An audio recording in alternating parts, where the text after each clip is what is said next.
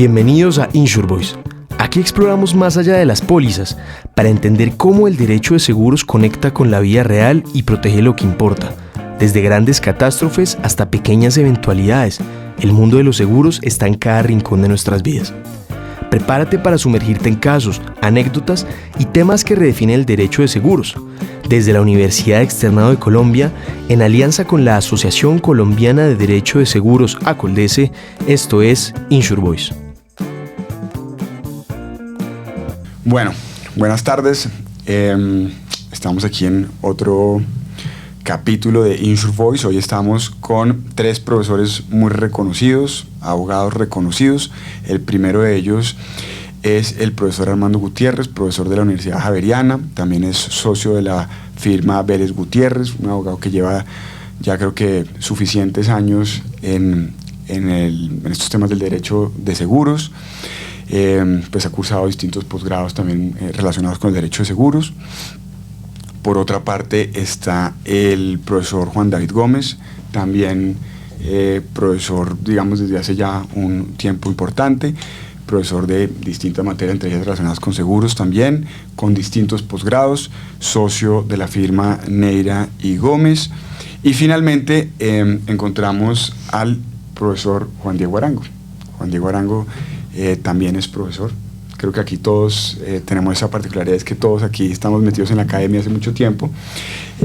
Juan Diego es abogado de la Universidad Externado, también con posgrados relacionados con seguros.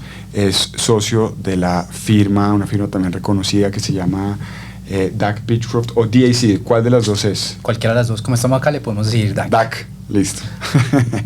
Entonces, el tema de hoy es las aseguradoras o el derecho de seguros en relación con los trámites de responsabilidad fiscal, que es un tema álgido en el que hay mucho debate, hay mucha discusión, hay mucho, digamos que de alguna manera, mucho impacto no solamente en quienes están en el trámite de responsabilidad fiscal, es decir, no me refiero simplemente a la persona que llevan como posible responsable o a las aseguradoras, sino que también tiene un impacto en los reaseguradores. Y por eso quisiéramos venir a hablar aquí de todo lo que está relacionado con esa participación o con esa vinculación que se hace de las aseguradoras en los trámites de responsabilidad fiscal y el impacto que eso tiene. Entonces, pues bueno, lo primero es decirles que muchas gracias por aceptar esa invitación, doctor Armando, doctor Juan David, doctor Juan Diego. Gracias, señor director, por la invitación. Muchas gracias.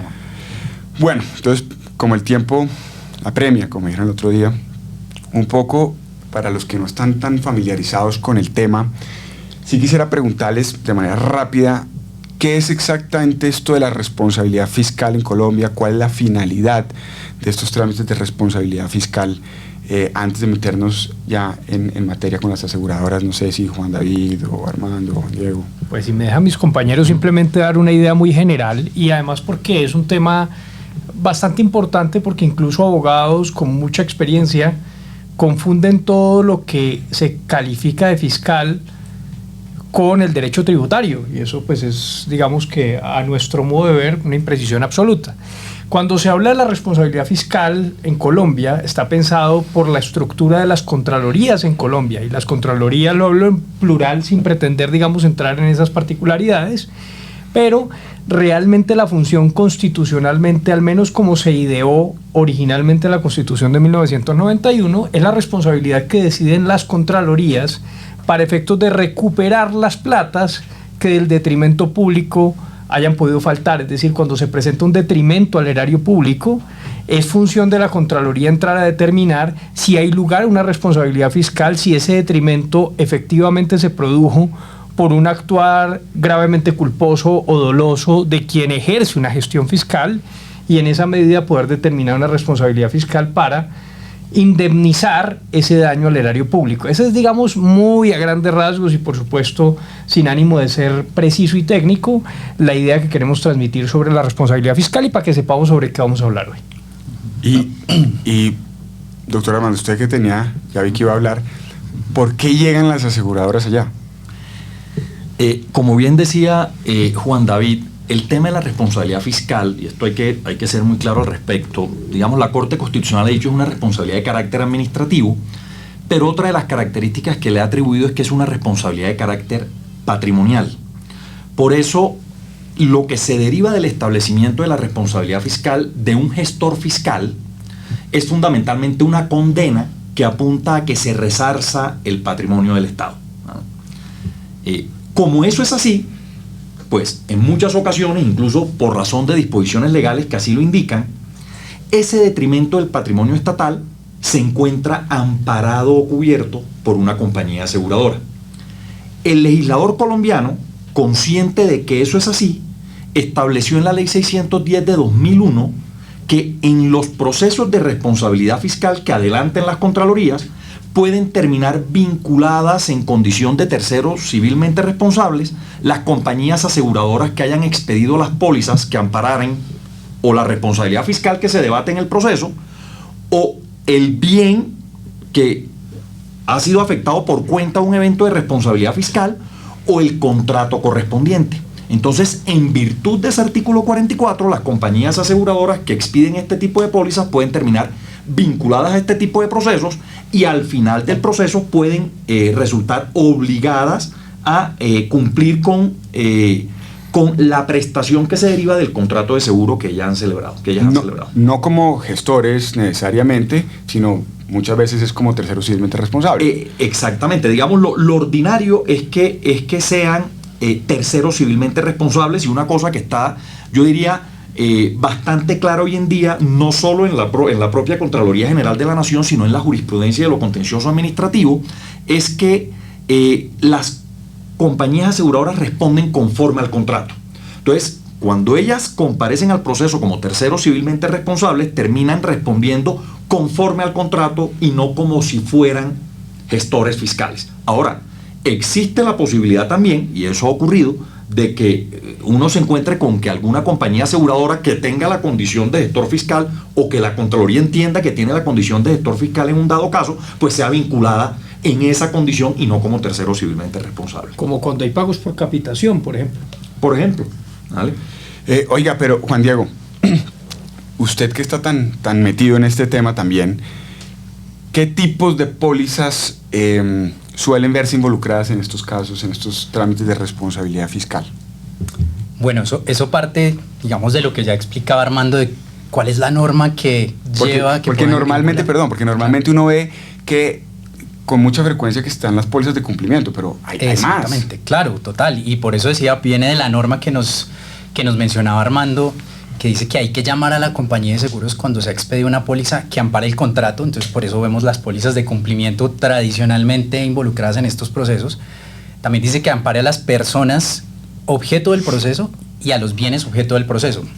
Entonces, ¿eso a qué ha llevado? A que se vinculen pólizas de directores y administradores cuando eventualmente hay un privado que tiene esta póliza, que hacemos ahí el paralelo con las pólizas de servidores públicos, que es el paralelo de esas D&O, pero para el sector público, las pólizas de manejo, las pólizas de responsabilidad profesional, porque en últimas esas amparan a la persona involucrada cuando esa persona involucrada es una persona jurídica y pudo haber causado un daño en la ejecución de un contrato o por alguna negligencia dentro de algo que le correspondía.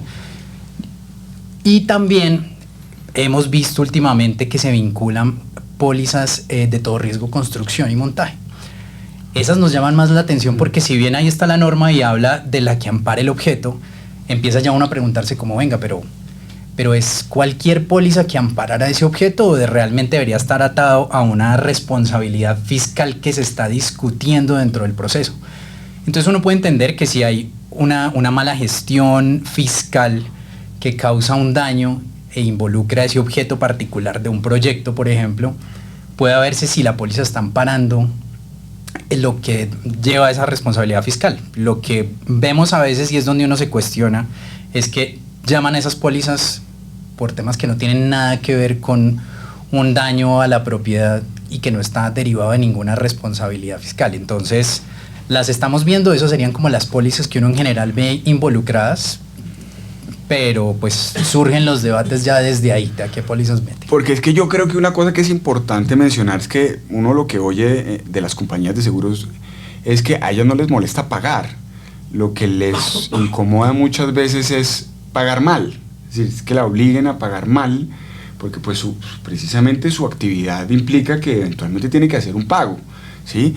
Lo que ellos quisieran de alguna manera piden normalmente es, si tengo que pagar, pago, pero hágame pagar bien, es decir, no me haga pagar por fuera de mi contrato, no me haga pagar por fuera del ordenamiento jurídico colombiano.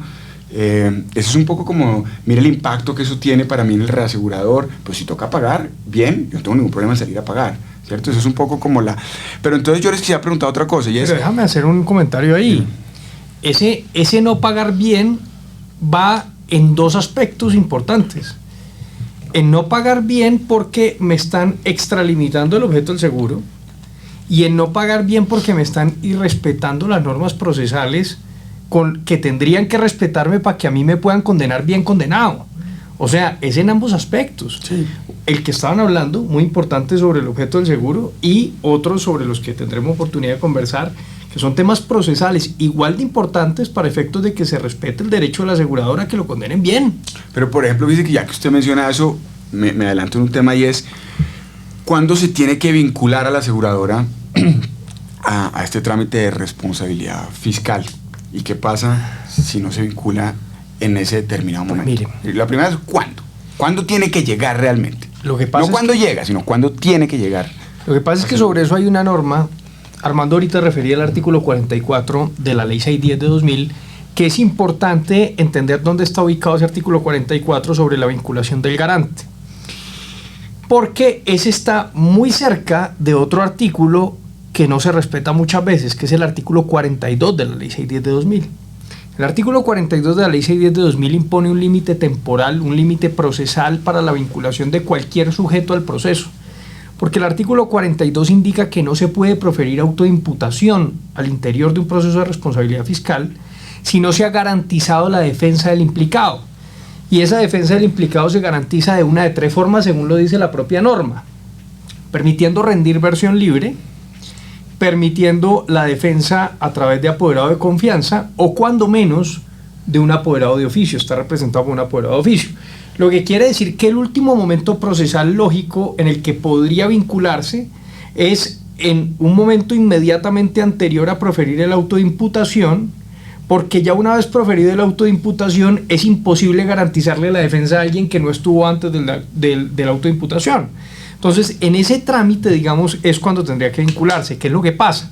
Que el artículo 45 es un artículo vago en la ley 610 de 2000, porque el artículo 45 expresa un término dentro del cual se deben realizar todas las actuaciones de que tratan los artículos 40, 41, 42, 43, 44, incluyendo el de la vinculación al garante, que son 3 meses prorrogables por 2 meses más mediante auto motivado, dice la norma, a partir del auto de apertura, de proferir el auto de apertura. O sea que realmente, si uno se atuviera al espíritu de la norma, es dentro de los 3 meses posteriores a haber proferido el auto de apertura que tendría que comunicarse la vinculación del asegurador dentro de ese proceso, cuando ha sido vinculado en el auto de apertura. ¿Tú dices comunicarse por qué?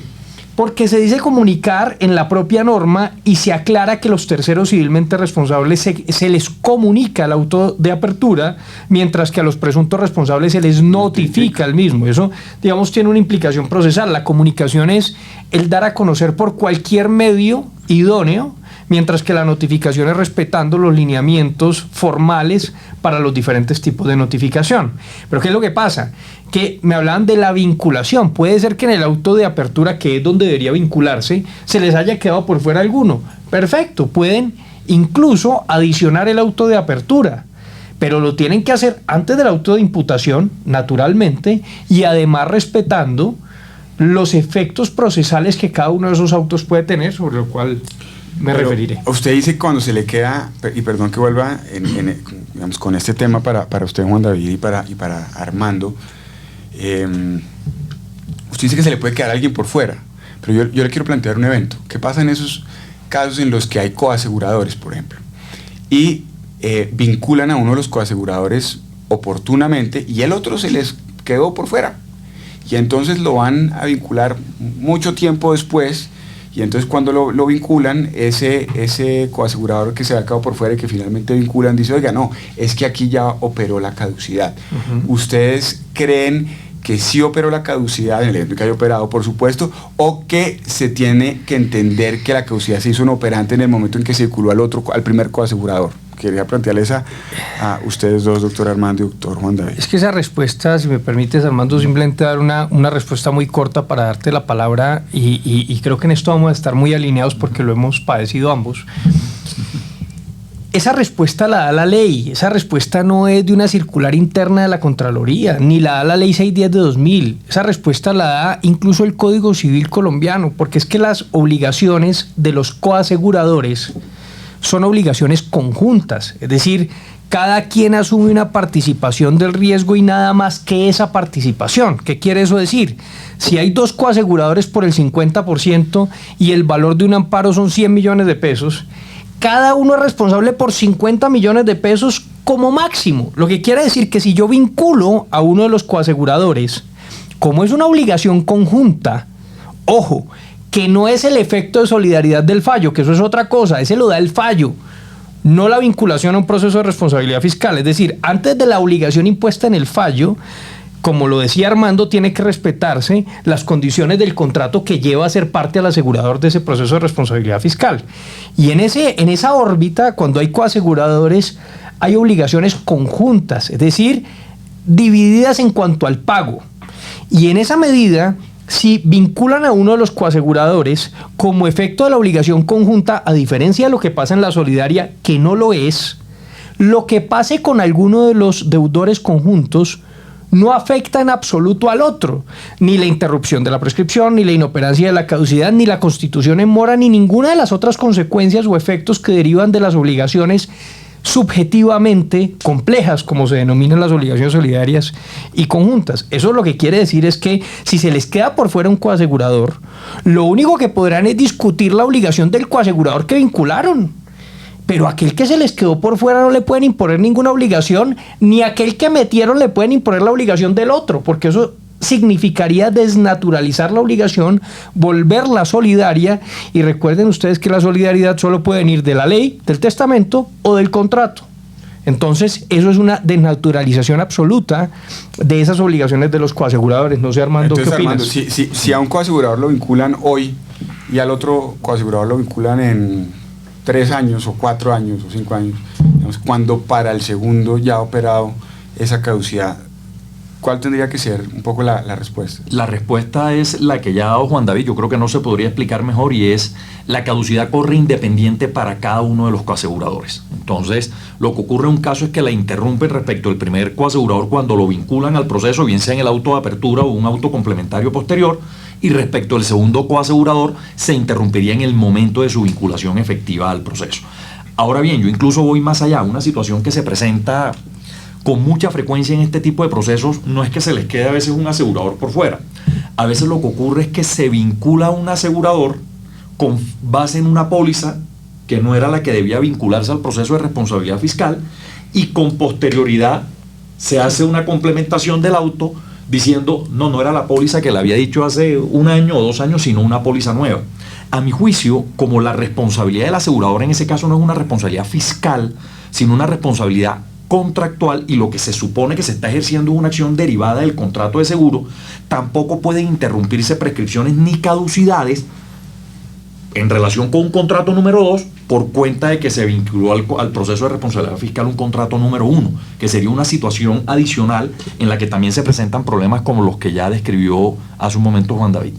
Yo ahí, qué pena, una acotación en eso, porque me parece súper importante el tema, tanto de los términos que tendría la Contraloría dentro de ese proceso fiscal para llamar a aseguradoras, como lo que comentaba Armando, de que eso es aplicable además no solo a la persona como tal, es decir, la aseguradora, sino a los tipos de contrato que tiene. Y nos encontramos mucho ese problema con el tema de vigencias, que no sabemos si es precisamente porque la Contraloría está pensando en una gestión fiscal en lugar de irse a lo que es la naturaleza de esa responsabilidad que se deriva del contrato de seguro, y entender que cada renovación es un contrato distinto y requiere una defensa distinta. Entonces, cuando deja de respetarse eso y esos términos preclusivos para llamar un contrato específico, así sea de la misma compañía de seguros, pues viola los derechos de defensa, y eso tiene muchas implicaciones, incluidas frente al reaseguro, por ejemplo, porque cada periodo de una póliza, así venga de una misma compañía de seguros, tiene reaseguradores diferentes, tiene condiciones diferentes y va a tener unas defensas distintas. Pero además, aún más grave que lo que dice Juan Diego, que ya es realmente grave, y lo que ha dicho Armando, es cuando se vinculan diferentes amparos y entonces se marca la discusión en uno de los amparos y después termina fallando por otro de los amparos, olvidando la Contraloría una cosa importante, y es que la indicación del amparo que se va a afectar o que se pretende afectar tiene que hacerse desde el momento en el que yo voy a ejercer mi defensa, no después. Claro. Por una razón: las defensas en los diferentes amparos pueden ser incluso antagónicas. La defensa en un amparo de cumplimiento y un amparo de estabilidad, por ejemplo, son defensas totalmente distintas. Cuando hay un amparo de estabilidad, yo no tengo que demostrar que cumplí, porque se supone que si no, no se habría activado el amparo. Mientras que si la discusión es sobre un incumplimiento, pues el amparo de estabilidad por naturaleza está excluido de esa discusión. O sea que incluso la indicación, como lo dice Juan Diego, precisamente de la póliza que se pretende afectar, del anexo que se pretende afectar y del amparo que se pretende afectar, y recogiendo lo que decía Armando, y de a quienes se les pretende afectar si es que son coaseguradores, es vital para el ejercicio real del derecho de defensa que se supone reconocido en estos procesos. Y yo creo que tú ahí dices, Juan David, un tema muy importante, y es, y digamos que me voy a adelantar un poco, y es cuando pretenden afectar a la vez, por ejemplo, amparos que son excluyentes entre sí. Por ejemplo, cuando tratan de afectar cumplimiento y estabilidad a la vez, digamos que es un tema que yo siempre he creído que no corresponde, que no es correcto, que no se puede afectar cumplimiento y estabilidad a la vez porque son excluyentes, porque si un contrato no puede cumplir e incumplir a la vez, ¿sí? Pero no sé, ustedes rápidamente están de acuerdo en que, por ejemplo, el amparo de cumplimiento y el amparo de estabilidad son excluyentes, o creen que no, pero podría... absolutamente excluyentes. Es que si se está discutiendo el amparo de cumplimiento, el amparo de estabilidad es importante porque el amparo de estabilidad es una obligación condicional. Hay una condición suspensiva para que inicie a operar el amparo de estabilidad, y es que se haya recibido satisfacción. Si estamos en la discusión del incumplimiento, es porque no se ha cumplido esa condición suspensiva, lo que quiere decir que el amparo de estabilidad no tiene ni por qué discutirse. Entonces, no solamente es... Y si ya hubo cumplimiento, pues ya no puede afectar cumplimiento, claro, porque estamos en el escenario de estabilidad. Claro, pero además esa discusión es importante, no que se dé en el fallo como pretende la Contraloría muchas veces, sino que se dé en el momento en que yo todavía me puedo defender, en el auto de apertura, como máximo en el de imputación, si me va a decir en cuál de los amparos es que me va a ubicar. Por una razón: la oportunidad probatoria por excelencia al interior de un proceso de responsabilidad fiscal se produce una vez notificado la autoimputación. Es el periodo, digamos, natural, aunque con la presión libre se puede, en algunas otras oportunidades, pero digamos, por excelencia está después de la notificación de la autoimputación o de apertura de imputación, si es que estamos en el proceso verbal de responsabilidad fiscal a partir de la ley 1474/2011. Pero en ese momento es que yo tengo que saber cuál es el amparo por una razón. Las pruebas que yo voy a llegar para defenderme son distintas dependiendo del amparo. Los dictámenes periciales que yo necesito para defenderme de un buen manejo de anticipo es un dictamen pericial totalmente diferente de si es una discusión técnica de incumplimiento, y es una cosa totalmente distinta de si yo lo que voy a desvirtuar son los eventos de estabilidad que supone que se hayan acogido las reglas técnicas para la ejecución y adicionalmente que los materiales cumplan. Son cosas totalmente diferentes. Y Armando y Juan Diego, ¿ustedes están de acuerdo en que son excluyentes o ustedes creen que podrían afectarse los dos? Sí, digamos, si quiere, le complemento yo ahí en el tema de los amparos. Digamos, ya hay dos cosas. Lo primero es que hay norma expresa en el decreto 1082 de 2015 al respecto en lo que tiene que ver con contratos de seguro de cumplimiento de contratos estatales, ¿no? Básicamente existe norma expresa que dice que los amparos que se otorgan por virtud de una póliza de cumplimiento son excluyentes, es decir, cada uno de ellos apunta a cubrir un riesgo particular y precisamente por esa razón no se pueden tomar unos amparos para cubrir riesgos que están cubiertos por otros amparos distintos. Como cajones, cada riesgo tiene su cada cajón, uno es un compartimento, con su valor. Y aquí sí podríamos hablar de compartimentos estancos, cada uno independiente del otro. Pero más allá de que eso es lo que dice la norma, uno no puede pasar por alto la forma en que se configuran este tipo de pólizas y el espíritu de las mismas. Entonces, con lo que ordinariamente uno se encuentra es con que, por virtud de este tipo de pólizas, se cubren riesgos, algunos que son previos a la celebración del contrato, riesgos que ordinariamente se denominan precontractuales, riesgos que tienen que ver con la celebración del contrato y su ejecución, riesgos puramente contractuales, y riesgos que se denominan postcontractuales. En el caso puntual por el que usted pregunta, el amparo de cumplimiento apunta al cubrimiento de un riesgo puramente contractual, ¿vale? Cubre los perjuicios o apunta a cubrir los perjuicios que puede sufrir una entidad estatal como consecuencia del incumplimiento obligacional de su contratista. El amparo de estabilidad de la obra, por el contrario, es un amparo postcontractual, es decir, que está diseñado para riesgos que tienen lugar una vez el contrato teóricamente se ha ejecutado. Por eso, por diseño, el amparo de estabilidad de la obra se activa cuando la obra, que era objeto del contrato, se recibe a satisfacción por la entidad estatal correspondiente. Por eso es que son dos amparos excluyentes en su configuración. Es decir, más allá de que existe una norma que dice que eso es así, expresamente en su configuración, en su razón de ser, en su razón primigenia, pues definitivamente uno y otro apuntan a cosas totalmente distintas. Entonces, esa conjunción de amparos o esa confluencia de amparos no puede tener lugar bajo ninguna circunstancia. Juan Diego, ahorita Armando decía una cosa importante, y es cómo llega realmente la aseguradora al trámite de responsabilidad fiscal. Y decía, hay que tener en cuenta el contrato de seguro, ¿sí? Y toda la regulación propia del Código de Comercio. ¿Usted cree que el Código de Comercio sí debe, o por supuesto, y todas las reglas de derecho común tienen que ser tenidas en cuenta por la Contraloría, o que la Contraloría solamente le importa la 610? No, totalmente. Porque he encontrado decisiones así donde dice, miren, en la medida que estamos en trámite de responsabilidad fiscal, el Código de Comercio no aplica. La he leído así tal cual. Así fue una posición que adoptó en su momento la Contraloría, después se fue apartando de ella en lo conceptual, pero no en la práctica. Pero ¿qué decía?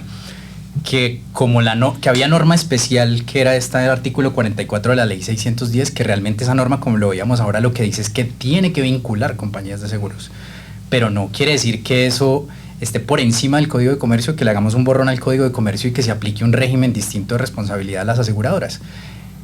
Como es la responsabilidad, y ya lo decíamos, pues aquí tiene origen en el contrato de seguro.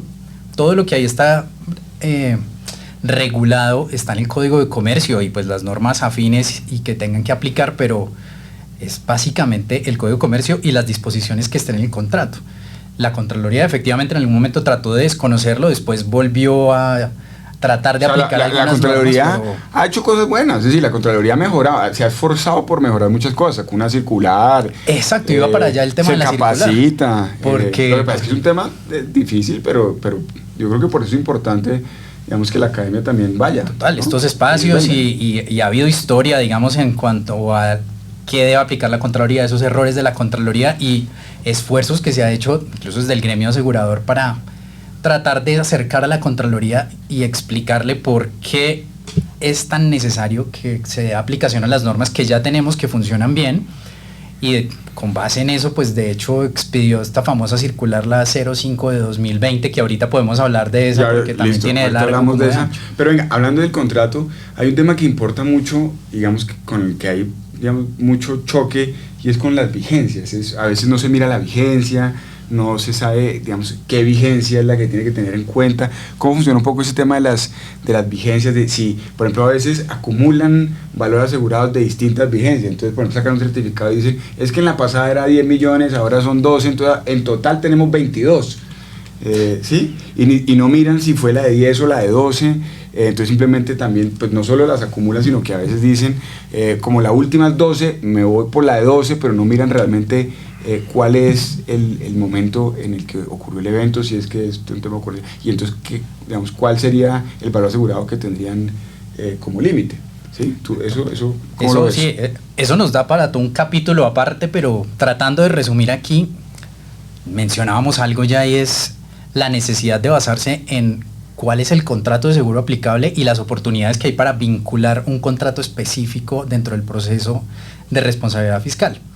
¿Qué pasa? Que el contrato de seguro por naturaleza tiene una delimitación temporal para poder delimitar los riesgos. La aseguradora no ampara simplemente de forma indefinida todos los riesgos que puedan llegar para un asegurado, sino que establece una temporalidad. Hay modalidades de cobertura además, que puede ser por ocurrencia, por reclamaciones hechas, por descubrimiento, pero así en términos generales además lo delimita dentro de una franja temporal. ¿Qué pasa? El contrato de seguro, una vez termina, puede ser prorrogado, caso en el cual no tiene solución de continuidad y uno entiende que está dentro del mismo contrato que había suscrito originalmente, o se habla de renovaciones cuando realmente sí hay una solución de continuidad, ¿cierto? Se terminó y empieza a correr un nuevo riesgo. Esas vigencias son las que tiene que tener en cuenta la Contraloría como contratos independientes para que pueda analizar cuál es el que vincula, cómo se presentan las defensas. Y lo que ha pasado históricamente con la Contraloría es que aparentemente no entendía cómo estaba lo de las vigencias, y si por ejemplo veía que era la misma aseguradora la que había expedido un contrato de seguro y veía la palabra renovación o veía que traía el mismo número sin fijarse si el contrato terminó o no, lo asumía como una cadena de contratos de donde podía o escoger la vigencia que mejor le pareciera o sumar valores asegurados considerando por alguna razón que cada valor asegurado podía ir sumando a la bolsita cuando tuviera que pagar una indemnización.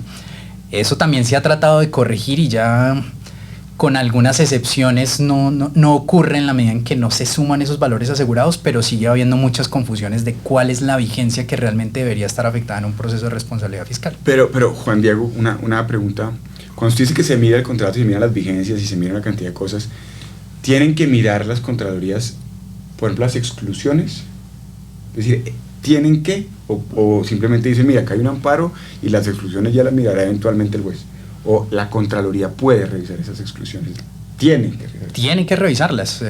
De nuevo, como lo decíamos, si la base de esto es el contrato de seguros, pues dentro del contrato de seguros se pactan todas las reglas de juego entre el tomador asegurado y la aseguradora, y esas reglas de juego incluyen las vigencias, que es la delimitación temporal, las exclusiones para que la aseguradora escoja libremente cuáles son los riesgos que va a asumir y cuáles no, las condiciones de cobertura, porque puede dar cobertura pero solo bajo ciertos supuestos de hecho que se tienen que cumplir, los deducibles, los sublímites, es decir, todas esas condiciones que están en el contrato y que tienen que tenerse en cuenta al momento de resolver sobre la responsabilidad de la aseguradora, que nuevamente hay que siempre reiterarlo, no es como gestor fiscal, es como un tercero civilmente responsable que tiene muy bien delimitada su responsabilidad. Entonces las exclusiones hay que mirarlas. Después ahorita podemos hablar de la circular, esta famosa de la que estábamos comentando, que incluso ahí se hizo ya un énfasis desde la Contraloría para decir a los operadores dentro de la Contraloría, cuando usted vaya a vincular a una compañía de seguros con base en un contrato, tiene que revisar esas condiciones del contrato que incluyen las exclusiones. Pero Armando, usted ahorita... Déjame interrumpir ahí una cosa solo para decir algo.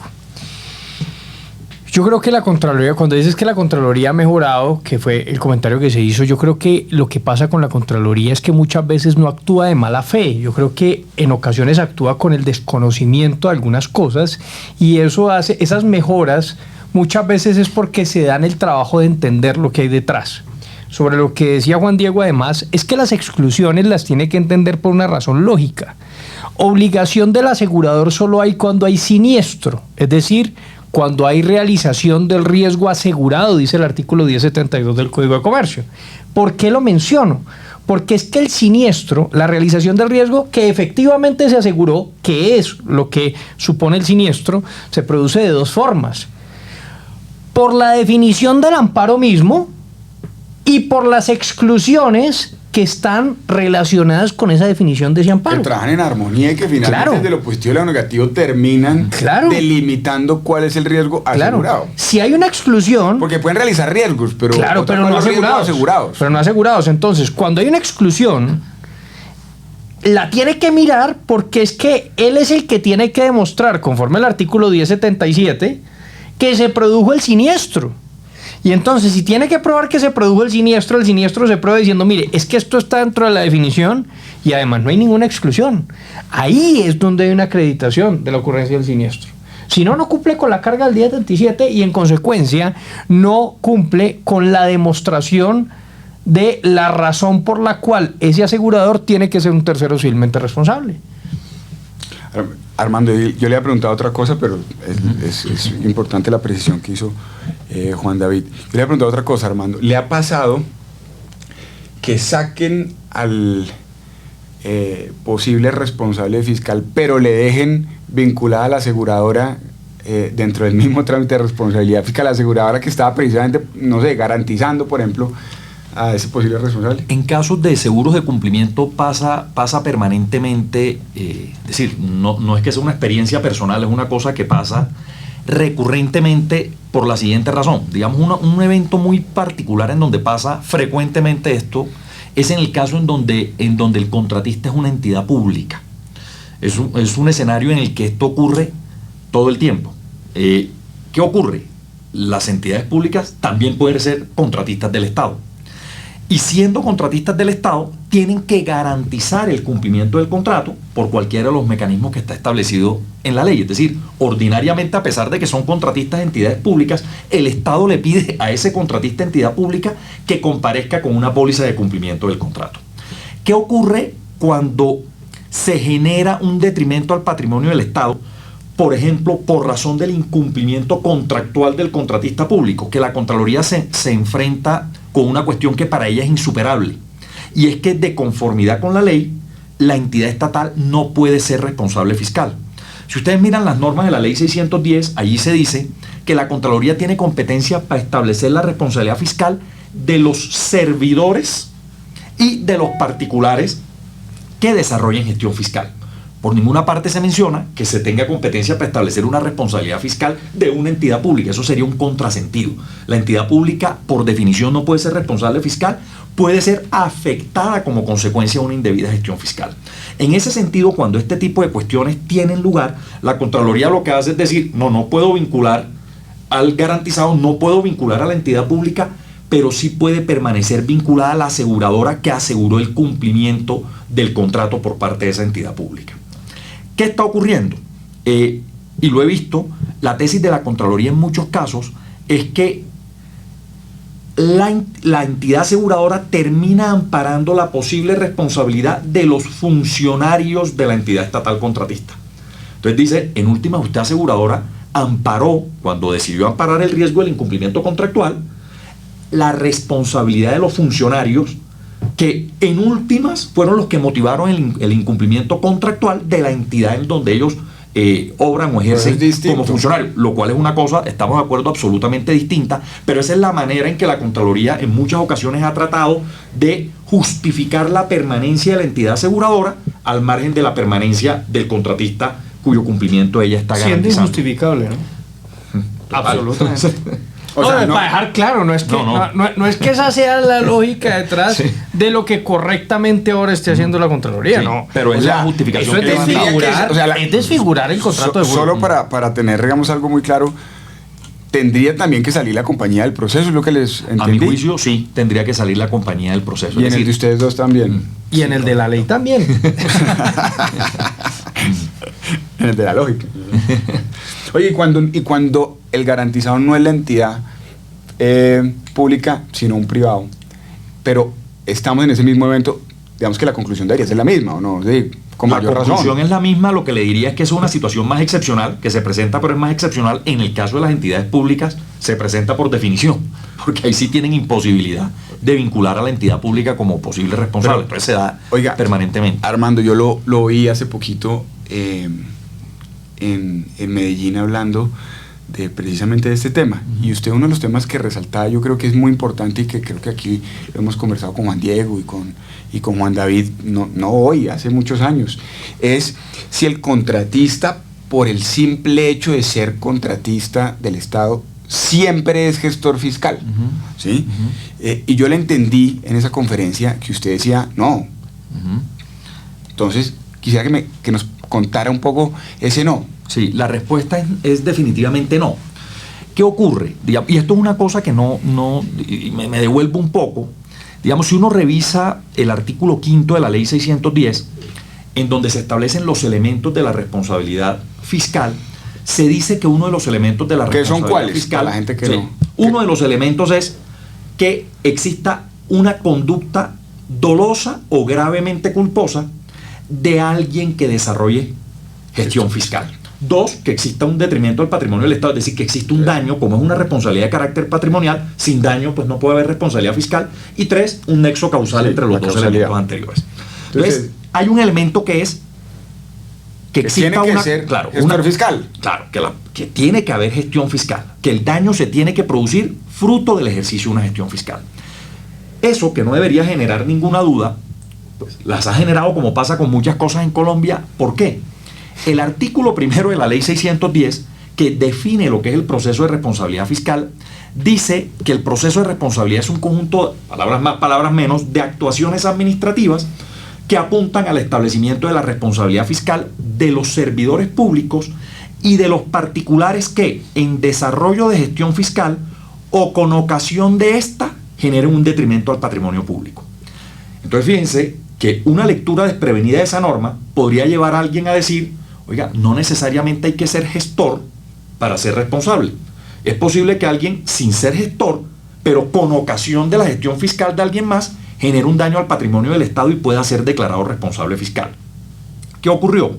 Esa norma fue estudiada en su exequibilidad o en su constitucionalidad por la Corte Constitucional y en la sentencia C480 de 2001 la Corte trata de aclarar el tema, pero a mi juicio hay algunos apartes que leídos descontextualizadamente pueden generar mayor confusión. Entonces hay unos apartes en donde la Corte dice que esa expresión con ocasión de esta significa aprovecharse de, valerse de la oportunidad. Entonces alguien podría decir, vea, usted no es gestor fiscal, pero si usted se aprovecha de una indebida gestión fiscal de alguien más o se vale de esa oportunidad y se beneficia, también puede ser declarado responsable fiscal.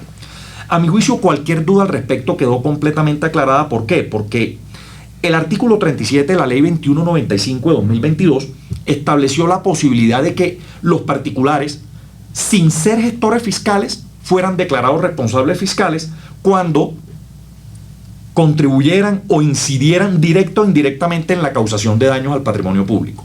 Cuando la Corte en la sentencia C438 de 2022 evalúa la constitucionalidad de esa norma, dice, eso no es posible. La declara inexequible. Claro. ¿Por qué? Porque entiende que para ser responsable fiscal hay que ser gestor. Claro. Ahora, cuando dice o hace referencia a qué significa desarrollar gestión fiscal, dice, son gestores fiscales quienes estén habilitados legal, administrativa o contractualmente para manejar o administrar recursos del Estado y tengan capacidad decisoria sobre el manejo de los recursos. Eso lo dice la Corte Constitucional con total claridad. Para contestar su pregunta, entonces yo le diría, por supuesto que hay contratistas que están habilitados contractualmente para manejar y administrar recursos del Estado y tienen capacidad de decisión sobre los mismos, pero también habrá contratistas que no están habilitados contractualmente para manejar o administrar recursos del Estado ni tienen capacidad de decisión sobre los mismos. En relación con los primeros, pues claro que pueden ser responsables fiscales, en relación con los segundos no pueden ser responsables fiscales.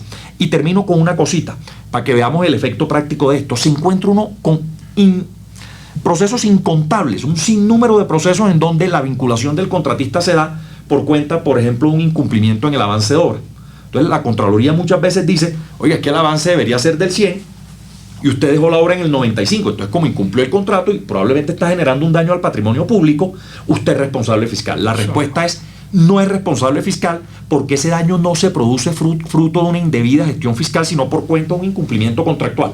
¿Hay responsabilidad contractual? Por supuesto, y deberá ser declarada en el escenario procesal que corresponda, pero no puede ser declarado responsable ese contrato. Para un sí y un no. ¿Usted está de acuerdo, Juan Diego, con Armando? Sí, completamente. ¿Sí o no está usted de acuerdo? Absolutamente. Oiga, Juan Diego, otra cosa importante en la que a veces se presentan algunas dificultades que, como decía Juan David, yo creo que muchas veces no es porque haya una mala intención, creo que es porque es un tema que es complejo técnicamente para quien no está todo el día en esto.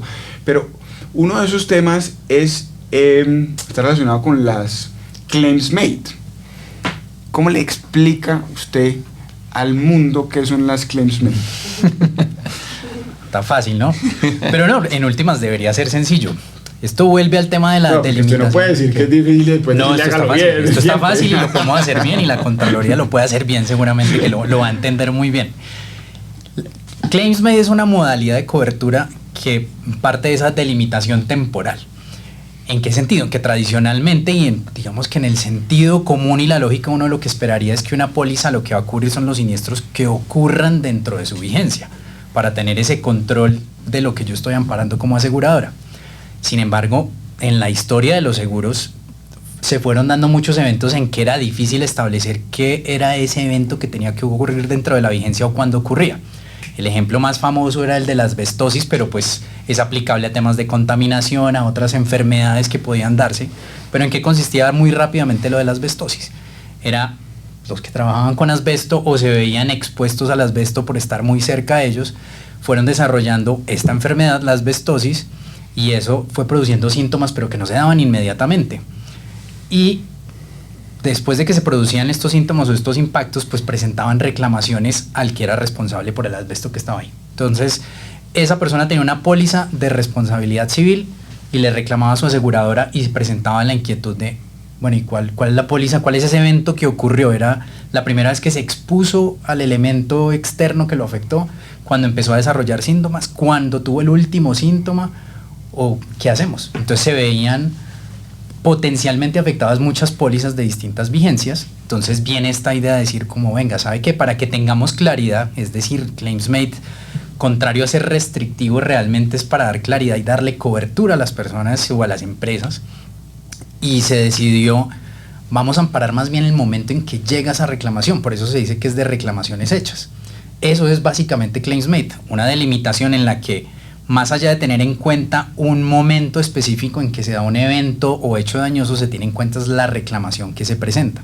Esto luego se articula con otras cosas que pueden ser un poco más complejas, pero que están definidas dentro de los contratos, y es si esa reclamación tiene que estar atada a eventos que hayan ocurrido antes de la vigencia o durante la misma vigencia, y eso es simplemente un pacto contractual que sería lo que se conoce como una fecha de retroactividad, y es si yo le doy una perspectiva de establecer hacia atrás cuándo pudo haber ocurrido eso, entonces le doy una fecha de retroactividad, o si yo quiero amparar solamente lo que ocurra dentro de mi vigencia, pero si la reclamación llega a futuro, entonces son las famosas sunset, pero modalidades que van saliendo de esta ClaimsMate, donde, para dejarlo muy sencillo, es eso, una modalidad de cobertura, de delimitación temporal, para decir yo le cubro cuando a usted le llegue una reclamación, que llevado ya a los temas de responsabilidad fiscal, entonces definir, bueno, cuál sería la reclamación, y sería entonces el momento en que la Contraloría inicia los procesos de responsabilidad fiscal para reclamar como un tercero, así lo haga en nombre de la entidad afectada,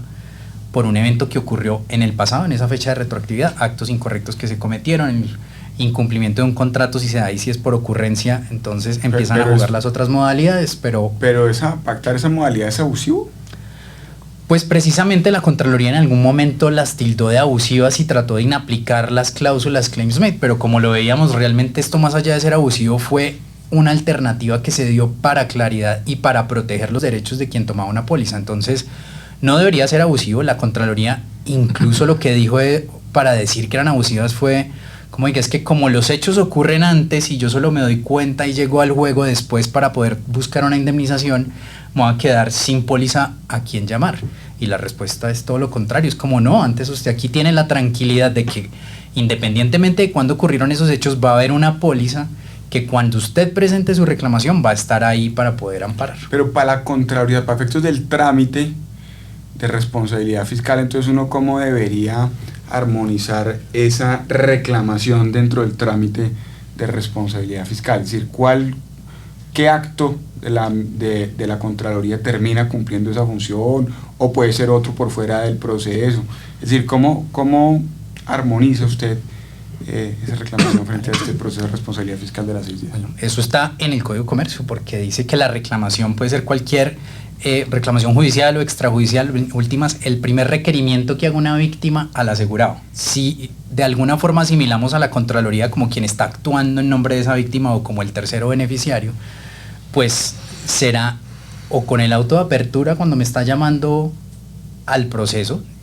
Aquí habría que ver qué tipo de póliza estamos mirando. Si es una póliza de servidores públicos, entonces es esa reclamación que se presenta contra el asegurado, o sea, contra el servidor público, que si lo vinculan al proceso desde el auto de apertura, ese sería el primer requerimiento. Si solo llega cuando hay un auto de imputación, cuando le notifiquen el auto de imputación. Distintos ejemplos.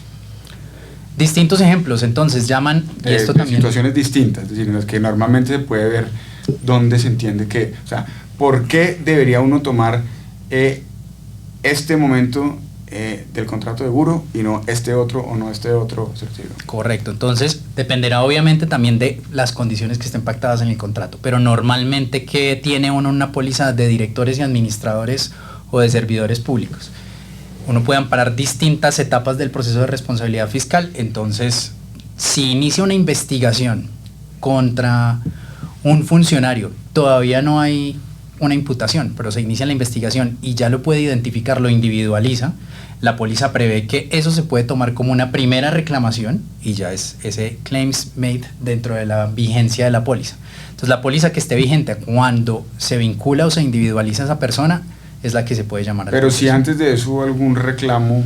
Ahí ya nos vamos a otra parte y a otra de estas modalidades que tienen las claims made, que es poder cubrir eventos que han ocurrido antes con pólizas diferentes, que es tradicionalmente lo que se utiliza, las notificaciones de circunstancias. Estas pólizas normalmente traen una cláusula que básicamente define como circunstancia todo cualquier hecho o evento que razonablemente lleven a pensar al asegurado que va a recibir una reclamación en el futuro. Eso tiene sus discusiones de que por ser tan subjetivo de qué es lo que yo razonablemente puedo esperar, puede generar cierta interpretación, pero lo cierto es que si un funcionario estuvo involucrado en toda una investigación de una auditoría de la Contraloría, por ejemplo, que está revisando el manejo de unos contratos, por ejemplo, en los fondos de salud que están tan de moda. Entonces estuvo vinculado un servidor público en esto. Y la Contraloría, al emitir el informe de auditoría, identifica varios hallazgos fiscales, lo que quiere decir que en el futuro va a iniciar un proceso de responsabilidad fiscal. Ese funcionario tiene la tranquilidad de tener esa prerrogativa de informar como circunstancia todo este proceso, toda esta auditoría, y le dice a la aseguradora: oiga, me pasó esto, yo desde aquí razonablemente anticipo que me puede llegar un proceso más adelante, cualquier proceso. Resulta que después llega el proceso de responsabilidad fiscal y llegó en una vigencia 2 años posterior. Como ya lo había notificado como una circunstancia, simplemente tiene que volver a su póliza cuando avisó la circunstancia y decir: ya me llegó ese reclamo que yo estaba esperando, y la póliza que va a vincularse o que va a afectarse es esa póliza cuando yo había notificado la circunstancia. En este caso le toca a quien, a la Contraloría, hacer ese ejercicio, que lo puede hacer preguntándole a los mismos asegurados: ¿usted había avisado alguna vez una circunstancia acá? Identificar a la póliza y llamar a la póliza que es. Oiga, Armando, ¿y qué son esas cláusulas de unidad de eventos? ¿Y qué son esos periodos adicionales de notificación? Ok, digamos, eso con qué tiene que ver, lo que nos dice Juan Diego, y una aclaración importante. Cuando uno habla de claims made, está hablando de pólizas de responsabilidad civil. ¿Qué ocurre? Lo normal es que uno entienda que la póliza de claims made es una póliza que otorga cobertura temporal a las reclamaciones que se produzcan en vigencia de la póliza. Pero esa situación o esa frase simple a la que acabamos de hacer referencia, pues puede verse complementado por otras instituciones propias de estas pólizas. Una de ellas es la de los periodos adicionales de notificación, que ¿con qué tiene que ver? Básicamente esto es una prerrogativa que se le da al asegurado para que, si lo quiere, contrate un periodo adicional en el cual se pueden presentar reclamaciones por hechos que tuvieron lugar en vigencia de la póliza. Esto es una cuestión bien importante porque es uno de esos eventos en donde la reclamación no tiene lugar en vigencia de la póliza, sino durante el periodo adicional de notificación y aún se encuentra cubierta. Aclaración: ¿qué hay que hacer en este caso? Por hechos que ocurrieron en vigencia de la póliza. Ahora, ¿esto para qué existe? Básicamente para garantizar que el asegurado no se va a ver desprotegido en aquellos eventos en que no va a renovar o no va a prorrogar o no va a contratar una póliza adicional para seguir amparando ese mismo riesgo. Entonces lo que le dice la compañía aseguradora es: tranquilo, que si se produjeron hechos que pueden generar una reclamación posterior y se presentan dentro de ese periodo adicional de notificación, yo lo voy a pagar, ¿vale? Eso es una posibilidad. 2, los famosos avisos de circunstancia. ¿Qué ocurre? La aseguradora lo que le dice es: cuando usted se entere de un hecho que puede generar su responsabilidad y probablemente una reclamación, usted debe informarlo a la compañía aseguradora. Cuando uno informa el aviso o avisa la circunstancia a la compañía aseguradora, es como si usted pusiera una bandera de la vigencia que debe afectarse en caso de que llegue una reclamación. Entonces, en ese escenario, ¿qué es lo que ocurre? Usted avisa en el año 2020 que puede haber ocurrido un hecho que puede generar su responsabilidad y generar una reclamación posterior, y si se lo avisó a la compañía y la reclamación llega tiempo después, la póliza que habrá de afectarse es aquella en la que se hizo el aviso y no aquella en la que tuvo lugar la reclamación. Y el tema unidad de evento, ¿qué es lo que supone? Que en este tipo de pólizas las compañías entienden que todas las reclamaciones que tienen una causa común o un origen común se toman como si fuera una sola. En ese sentido, si hay una reclamación posterior, pero los hechos coinciden con los de una reclamación original que tuvo lugar en una vigencia anterior, la póliza que se afecta es la de la vigencia de la primera reclamación. Estas cuestiones son importantes, ¿por qué? Porque en el momento en que una póliza de Claimsmate se va a vincular a un proceso de responsabilidad fiscal, ¿qué debería tener en cuenta la Contraloría? Todas estas previsiones contractuales para determinar con precisión cuál es la vigencia que efectivamente debe afectarse. Eso no es lo que viene ocurriendo. Pero además que terminan es haciendo, o sea, los primeros afectados a la final es precisamente el erario, porque si la afectan mal, después normalmente la gente sale, presenta su demanda y se le cae. Entonces no hicieron nada. Pagaron intereses. Sí. Así es. Oiga, Juan David, ahorita hablábamos de la circular, la del 2020. ¿Usted cree, Juan David, que esa circular, que yo sé que usted la conoce muy bien, sé que todos la conocen muy bien, digamos que tiene una regulación completa, suficiente, podríamos decir precisa, o qué podría recomendar uno, digamos, para que digamos, mejorar esa circular? Obviamente uno quisiera pues ser legislador, pero No, ¿qué crees? yo creo que la circular, es que la circular podría no existir. El problema no está en la circular. El problema está en la intención real de la Contraloría de aplicar la ley y, en lo que a nosotros concierne, de aplicar las normas que al contrato de seguro le corresponde aplicar. Si la Contraloría tiene la intención de hacerlo, el marco legal es lo suficientemente claro, es lo suficientemente completo como para que no necesite una circular. Ahora, si el tema es de propuestas y, por ejemplo, de temas que creo que deberían regularse de especial manera, por ejemplo, lo que atañe a la causalidad, lo hablaba Armando hace un rato a propósito de los elementos estructurales de la responsabilidad fiscal, la causalidad es un tema burdamente abordado en los procesos de responsabilidad fiscal, porque es que se pasa de largo, es como si la causalidad se diera por hecho. Y si hay algo que en nuestro ordenamiento jurídico colombiano se ha exigido es la prueba de la causalidad en los diferentes supuestos de responsabilidad. Ahora, los más puristas me van a decir, no, es que la causalidad ya no, la imputación, no, pero perdóneme, llame como le llame, causalidad fáctica, causalidad jurídica, lo cierto es que el ligamen del daño con la conducta tiene que acreditarse. Y la causalidad no se da simplemente por acreditar un daño y una conducta. Hay que acreditar la relación de ese daño con esa conducta. Hemos tenido procesos, para no mencionar ninguno en particular, pero hay unos procesos en los que uno ve que a los primeros que sacan del proceso, pues es a los que fueron la causa eficiente del daño. Y uno dice, ¿qué es esto? ¿Qué es esto? Esto ningún análisis de causalidad lo habría superado.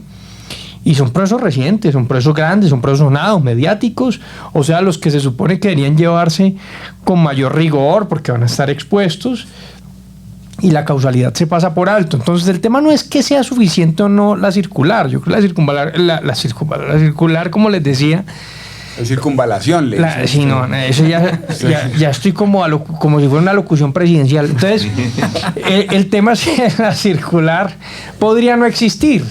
El problema es que en efecto se aplique la ley, que tiene que aplicarla el contrato. Oiga, pero eso también, digamos, tiene algún tipo de podría uno hacer algún tipo de reproche, digamos, a los jueces, que cuando se llevan los procesos allá, los jueces no le paran bolas a eso y deberían pararle bolas a eso. Y Armando, usted y Juan Diego, que si pudieran coger esa circular y escribirle a usted que un punto así que diría como ya necesario arreglar esto. El punto que venía tratando, y aprovecho que me da la palabra Juan Camilo para aclarar mi última afirmación, que mi última afirmación es que muchas de las cosas que expliqué no se están teniendo en cuenta. ¿Por qué no se tienen en cuenta? La circular trata de resolver un problema. Ya Juan Diego lo había dicho, en una época las cláusulas de Claimsmate o la modalidad de cobertura de Claimsmate fue considerada abusiva por la Contraloría, a pesar de que existía previsión legal y validación en lo constitucional por la Corte. La circular tiene unas cosas positivas. Yo estoy de acuerdo con Juan David, podría no existir, pero tiene unas cosas que son positivas. Uno, reconoce la modalidad de cobertura. Pero cuando reconoce la modalidad de cobertura y más allá que dice que hay que estarse al contrato para efectos de establecer la responsabilidad de la compañía aseguradora, al momento de fijar la vigencia que debe afectarse, lo que se dice es la vigencia que usted tiene que tener en cuenta cuando evalúa una póliza de Claimsmate es la del momento del auto de apertura del proceso o de vinculación de la compañía aseguradora. Eso es lo que dice la Contraloría. ¿Eso qué efecto negativo genera? Uno, hay ocasiones en donde el auto de apertura es un momento de una vigencia, y la vinculación de la compañía aseguradora es otra vigencia. Entonces, cuando este tipo de situaciones, ¿cuál es la vigencia que se puede escoger? Entonces, la Contraloría, como la circular no lo dice, pues el funcionario a veces discrecionalmente escoge una de las dos, ¿vale? Y eso no siempre es correcto. Dos, ya hemos visto que para efectos de determinar cuál es la vigencia a afectarse, hay que tener en cuenta cuestiones adicionales. Entonces, ya había dicho yo, por ejemplo, oiga, la reclamación de la Contraloría puede ser relacionada con hechos que han sido reclamados en una vigencia anterior. Si es así, pues no es esa la vigencia que debe afectarse, sino la de la primera reclamación. O, como lo mencionaba Juan Diego, la Contraloría está reclamando y puede ser primera reclamación, pero esto corresponde a un aviso que tuvo lugar en una vigencia anterior. Entonces debería ser la de la vigencia, el aviso de circunstancia, la que debería afectarse. Estas cuestiones no son tenidas en cuenta por la Contraloría. ¿Por qué? Porque la circular no hace referencia a eso. Yo creo que eso se resuelve muy fácilmente, diciendo cuál es la vigencia que debe afectarse, aquella que debe afectarse de acuerdo con lo que está establecido en el contrato de seguro, como para evitar regulaciones terminan excesivas. haciendo más daño. Puede terminar haciendo más daño porque puede terminar usted afectando una vigencia que no es la que corresponde. Entonces ese sería, digamos, un cambio, para no extenderme más, que yo recomendaría en relación con la circular 5 de 2020. ¿Y Juan Diego? No, de acuerdo, es que sobre todo en lo de Rehacerla, ¿usted qué va a decir? ¿Rehacerla toda? Pues es que yo coincido con que es que al final no haría falta, porque tenemos todo en nuestro Código de Comercio, la Ley 389 del 97, ahí está todo muy bien explicado. La circular, pues, fue un buen intento de decir... No, pero ayudó. Apliquemos la Lo norma cierto en es que algo, ayudó en, como decía Armando, ayudó en muchas cosas. Y Estoy de claro, acuerdo en que aclarar ayudó cosas. en Sí, cosas. de hecho la circular dice no se podrán acumular ejemplo. valores asegurados. Está muy bien. Lo hacen, pero no lo lo siguen deberían haciendo, hacer. ese es el tema. Es que hay muchos momentos en que ya ni siquiera la circular la están aplicando y entonces pues lo importante aquí es tener unas reglas de juego claras. Y las reglas ya están en el Código de Comercio, están en la norma. Entonces a lo que vamos es, hay que aplicar la ley y el Código de Comercio. Con eso tendríamos... Juan Diego, pero suficiente. usted que tiene una relación muy frecuente también con reaseguradores, ¿qué sienten ellos? ¿Cuál es el impacto que tienen todas estas decisiones? No las acertadas, repito, como arrancó esto, sino las decisiones que posiblemente uno podría entender o necesariamente entiende que técnicamente no están ajustadas a derecho. ¿Cuál es ese impacto en el reasegurador que no se ve en el trámite de responsabilidad fiscal? Tiene un impacto grande de reputación de nuestro mercado, porque la verdad es que para el mercado reasegurador siempre destacaron y pues en la medida de cuando se puede siguen destacando lo sofisticado en regulación que es el mercado colombiano en regulación de seguros. Cuando empiezan a pasar a vernos estos fallos poco técnicos de la Contraloría, pues fue una sorpresa para el mercado reasegurador y a lo que llevó fue una inseguridad jurídica que les impide tomar decisiones desde lo comercial en el sentido de participar activamente en el mercado, ofrecer más productos, más capacidad y también en cuanto a las reservas reservas, me refiero a las reservas técnicas y de montos para indemnización, de saber a qué atenerse en últimas y decir, como lo hablamos en algún momento, es que aquí no es que las aseguradoras no quieran pagar, es que quieren pagar bien. Entonces para un reasegurador también es muy difícil no saber a qué atenerse cuando tiene uno de estos procesos, porque lo normal sería decir, bueno, yo aquí lo que puedo esperar es que va a tocar pagar contra esta póliza, entonces hago mi reserva y cuando llegue el momento va a pagar. Aquí no sabemos. Entonces para el mercado reasegurador es una incertidumbre y un signo de interrogación sobre Colombia cada vez que tiene que enfrentar uno de estos procesos. No sabemos pero qué va a pasar. se alejan. Se empiezan a alejar. Ha habido momentos en que han restringido su capacidad para pólizas, por ejemplo, directores y administradores o de servidores públicos. Eso lleva a que se endurezcan las primas, que para un sector como el sector público es todavía más sensible, pues porque ahí sí que se afecta al patrimonio público, van a pagar más primas por un tema que ya tenían, se reducen valores asegurados, entonces ya no hay la suficiente capacidad para que se puedan amparar los potenciales daños al patrimonio público. Entonces esto en últimas da la vuelta y digamos, vuelve a morder la cola puerta de atrás, al mismo estado. Exactamente, entonces eso es lo que hemos visto con el mercado reasegurado. Una complementación ahí muy pequeña, Juan Camilo, y es, ya que pregunta por el tema del reaseguro, cuando existen equivocaciones en torno a la vigencia que debe afectarse, eso genera un impacto sobre el reaseguro. El problema que yo acabo de describir podría parecer no tan grave porque uno puede decir, oiga, pero esta es la misma compañía en todos los casos y entonces pues la compañía pues o responde por aquí o responde por allá. pero en muchas de las ocasiones el pool de reaseguradores que respalda cada vigencia es distinto. Cuando usted se equivoca en la afectación de la vigencia, puede generar un conflicto incluso entre los distintos mercados que salen a respaldar cada una de esas vigencias. Y una aclaración final en relación con el tema de la circular y su cumplimiento, que creo que es bueno aclararlo para la audiencia, y es: la circular 5/2020 es una circular del Contralor General de la República. No es un acto administrativo propiamente dicho, sino es lo que en la doctrina del derecho público se conoce como actos de servicio o mero acto. Es decir, son instrucciones que da el jefe de una entidad como es la Contraloría a sus subalternos. Esto para decir que eso es una reglamentación que no genera efectos en las Contralorías de los órdenes territoriales, ¿vale? Se aplica solo por los funcionarios, o debe ser aplicada por los funcionarios de la Contraloría General. Juan David, un tema. La Contraloría puede, digamos, declarar nulidades de los contratos de seguro, puede declarar terminaciones de los contratos de seguro. Se lo planteo de esta manera, es decir, si encuentra que hubo una violación de una garantía del mes 61, o si encuentra que hubo una agravación del estado de riesgo, digamos, para efectos de la inexistencia por si faltó un elemento esencial, es decir, ¿se pueden pronunciar sobre eso? Yo creo que en los diferentes eventos de ineficacia del negocio jurídico, que digamos es el gran género dentro del cual están las diferentes situaciones que se plantean, deberían tener una respuesta distinta. Es decir, la ineficacia se predica cuando el contrato no cumple los efectos finales que debería cumplir. Entonces, para efectos del contrato de seguro, pues no está llamado a indemnizar lo que se debería indemnizar. Eso se puede producir en el contrato de seguro por una terminación, por una nulidad, por una inexistencia, principalmente. Entonces, cuando se produce la nulidad o se produce la terminación, a mi juicio la Contraloría no tiene competencia para hacerlo por una razón.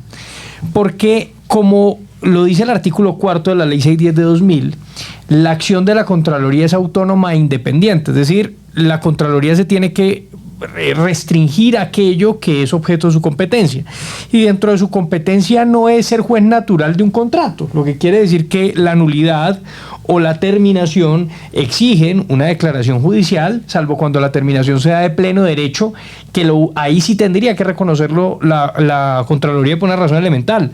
Si es de pleno derecho, lo que está es describiendo un hecho y no declarando una situación jurídica.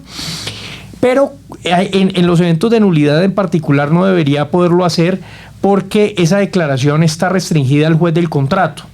Y la Contraloría no es juez del contrato. Tiene que atender al contrato, pero no es juez del contrato para declarar ningún tipo de cláusula abusiva, por ejemplo. No puede declarar una cláusula abusiva porque es que no es juez del contrato. Es una acción de protección al consumidor, ¿de acuerdo? Pero si y adicionalmente, es una nulidad, pero por ejemplo, no. Si hay una terminación que opera por Ministerio de la Ley. Por eso, yo creo que una terminación por Ministerio de la Ley, claro que tendría que reconocerla la Contraloría por una razón elemental.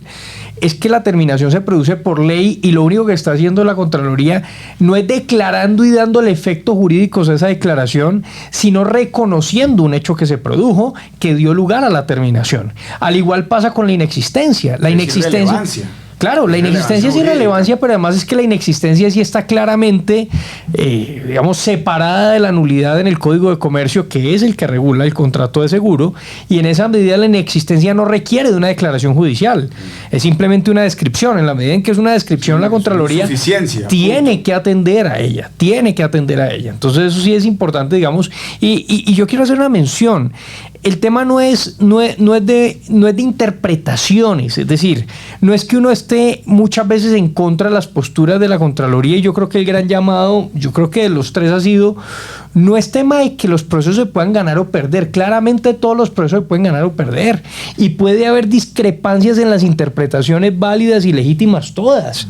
El problema no es de discrepancia en interpretaciones, el problema es cuando se pasa la ley por encima, y sistemáticamente se pasa por encima, volviendo casi que una línea de decisión unas cosas totalmente contrarias a la ley, que es donde la invitación a la Contraloría es: atiendan la ley. Es decir, hay que formarse en esos aspectos sobre los que se va a decidir, porque es la única forma en la que los debates realmente son justos, cuando los dos tenemos el mismo conocimiento, cuando nos paramos en las mismas normas, cuando respetamos el mismo Estado de Derecho.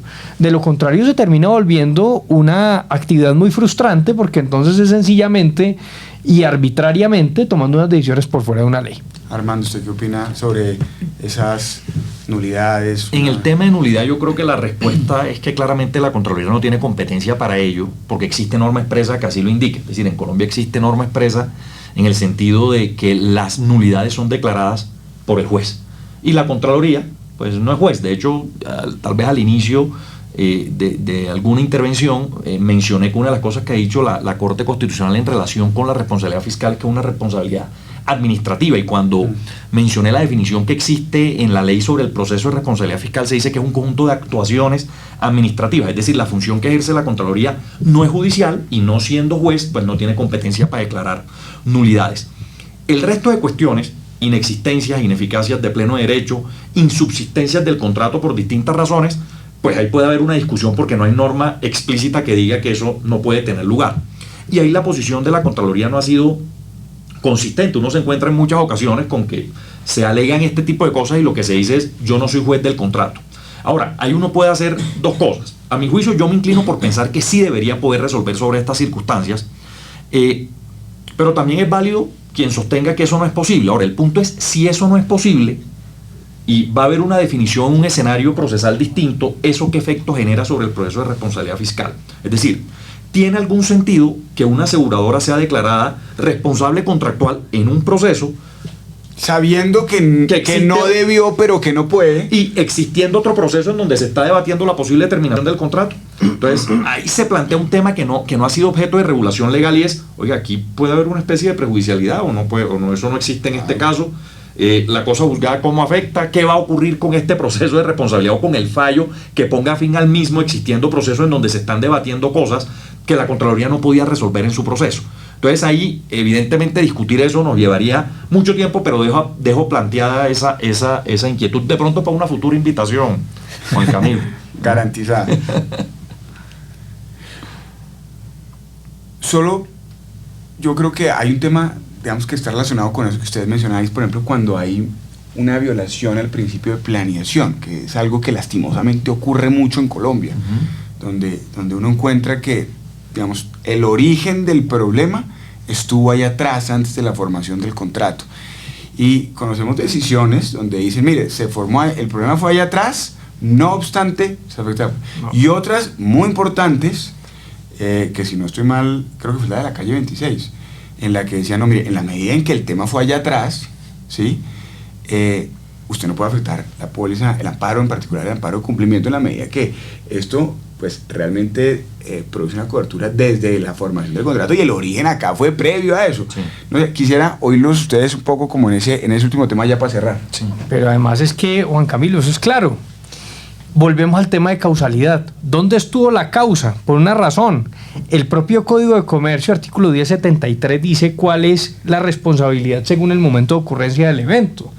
Si la causa del detrimento patrimonial se produjo antes de iniciar el amparo, no está cubierto por el seguro. Por el seguro estaría cubierto si la causa se produce dentro, aun cuando materialice la pérdida por fuera de la vigencia. Pero si arrancó a ocurrir antes de la vigencia... En el de cumplimiento, en el de contratación estatal. Claro, estamos en el de cumplimiento. Si arranca a ocurrir antes del inicio de la vigencia, por más que se materialice dentro de la vigencia, ese no es un hecho cubierto, entre otras razones, porque violaría una de las claras situaciones que no puede ser cubierta por el asegurador, un hecho cierto. Sería un hecho cierto, porque ya se produjo la causa del daño. Si ya se produjo la causa del daño atrás, antes de la entrada en vigencia, necesariamente va a pasar eso. Claro. Entonces dejaría de ser el contrato aleatorio, dejaría de tener lógica el contrato, porque ya no hay riesgo, sino que está asegurando realidades. Eso es así de lógico, es decir, es un problema de causalidad, de análisis de causalidad, y eso la Contraloría tiene que ser más juiciosa en el análisis de causalidad. Juan Diego, una última pregunta para cerrar. ¿Qué resalta usted que ha hecho muy bien la Contraloría en estos últimos años? Tratemos de destacar que efectivamente ha he estado abierto en algunos momentos a la discusión con el gremio asegurador y de ahí el fruto está circular, que uno la puede criticar, puede tener temas que son susceptibles de mejora, y lo que uno esperaría es que sigan abiertos a escuchar todas estas discusiones que a veces a uno le dicen otra vez el tema de la Contraloría, otra vez la responsabilidad fiscal, y es que finalmente no ha terminado porque seguimos viendo estos hierros en algunas decisiones, pero confiando en que lo que ha hecho bien es escuchar y buscar alternativas. ¿Cuántos funcionarios son? Sí. Yo quería no insistirle sobre eso un momento y le complemento una cosa que ya mencionó Juan David, lo del tema de los famosos violación del principio de planeación. Ahí hay un punto, y es que el amparo de cumplimiento de las pólizas de cumplimiento de contratos estatales, que cubre perjuicios derivados de incumplimientos imputables al contratista. Entonces la pregunta que uno debe formularse en un caso de esos es si el incumplimiento que deriva de problemas de planeación por parte de la entidad es un incumplimiento imputable al contratista o no. Si uno responde negativamente a esa pregunta, pues el amparo de cumplimiento que además pues no se puede afectar. Además es un tema de responsabilidad contractual. Así de sencillo. Y usted tiene que examinar los elementos de la responsabilidad contractual para poder afectar la póliza. Claro. Entonces, si ahí no hay responsabilidad contractual, pues no puede haber afectación del seguro de cumplimiento. Y complementando lo que dice Juan Diego, usted mencionó un asunto bien importante, y es que dijo, oiga, yo conozco fallos en donde se ha dicho que por virtud del principio de planeación el contratista no responde, pero también conozco otros en donde... Entonces, claro que hay muchos fallos buenos que ha proferido la Contraloría. Evidentemente, siempre cuando existen fallos que son inadecuados, pues son fallos que hacen definitivamente más ruido. Normalmente cuando uno hace bien su trabajo, pues nadie llega y le dice, muy bien, usted tenía que ganarse el proceso, Juan David, y eso lo ganaba obvio. Es como los arqueros, solo cuando les meten el gol. Claro, entonces por supuesto que hay muchas críticas. Entonces, ¿dónde veo yo un problema? Entonces, que ha hecho muchas cosas, pues claro que se encuentra uno con fallos, se encuentra con conceptos de la oficina jurídica de la Contraloría que son muy positivos, en donde dicen muchas de estas cosas que hemos dicho acá. ¿Dónde veo yo que existe un gran problema? En el tema de la inconsistencia, definitivamente, por el número de funcionarios que usted dice. A veces como que no hay un hilo conductor de todas las decisiones, entonces es como increíble que unos funcionarios fallen de una forma y otros de otra. Creo que ahí debería haber algo más de consistencia en los fallos en aras de que existiese mayor seguridad jurídica. No, yo creo, y hay un tema. De verdad que no puede ser, y a veces se siente así, por eso las críticas, digamos, un poco también en algún sentido jocoso, pero además no puede ser que se busque recaudar recursos por recaudar de cualquier manera, y eso muchas veces lo siente uno así. Es decir, aquí, como este es un tema mediático, tiene que haber fallo con responsabilidad. No, porque es que fallar mal no necesariamente es bueno, que era una de las cosas que usted decía, Juan Camilo, hace un rato, y es, si recaudan mal, pues eso no tiene ningún efecto para el Estado positivo, porque desgasta más la justicia, supone intereses. Entonces yo lo que creo es, y el llamado es, en efecto han estado abiertos a oír, pero tienen que estar más abiertos a oír y sobre todo a conocer las cosas sobre las que están fallando. Así como uno también estudia todas las posiciones de ellos, también tienen que estudiarlas de uno. No es sencillamente decir, no, a esto no le vamos a dar la razón porque no. No, hay que estudiarla y entender por qué sí o por qué no. Y ahí ya es un debate justo en el que ellos pueden tener la razón, uno puede tener la razón. Ni más faltaba pero se hizo el ejercicio justo, un debate jurídico, porque ellos tienen que entender que las críticas que se producen porque son juez y parte, y entonces la guerra es desigual.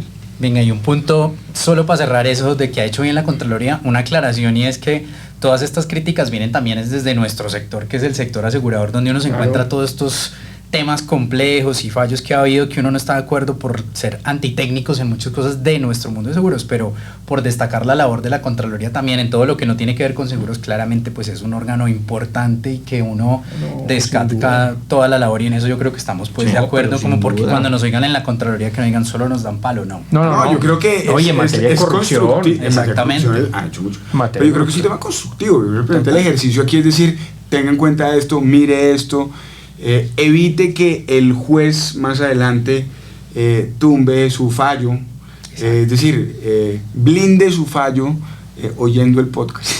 No, fíjense que por ejemplo el tema de la insistencia del Contralor del momento con el acto legislativo 4/2019, la insistencia en cambiar la Constitución para efectos de incluir el control preventivo y concomitante, que digamos no es vinculante, pero tiene un control, es una de las cosas positivas, digamos, tiene efectos negativos en muchas ocasiones, pero la idea es positiva porque lo que se busca es prevenir que de verdad salgan y que dineros. además la aseguradora puede llegar ahí y puede empezar a ayudar desde Claro, ese no momento. todos. Es que si entendiera la Contraloría que todos somos colaboradores en aras de ese interés general, la cosa fluye mucho mejor, por lo que decía Juan Diego. Además, se abaratan los costos, todo el tema de riesgo país disminuye, o sea que si somos colaboradores, y esa es la invitación, pero claro que ha hecho cosas buenas, pero en el sector sí tiene unas decisiones muy desacertadas.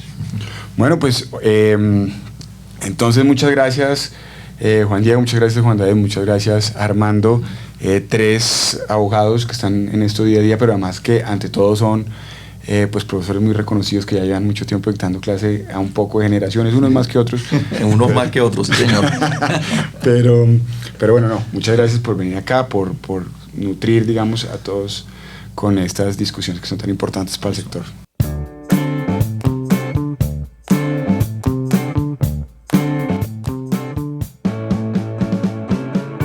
Y así llegamos al final de este episodio de Insure Voice, el podcast sobre derecho de seguros de la Universidad Externado de Colombia en alianza con la Asociación Colombiana de Derecho de Seguros, ACOLDESE. Esperamos que esta conversación haya brindado nuevas perspectivas sobre el mundo de los seguros. Recuerden que pueden seguirnos en nuestras redes sociales a través de Instagram, Facebook y los canales de YouTube.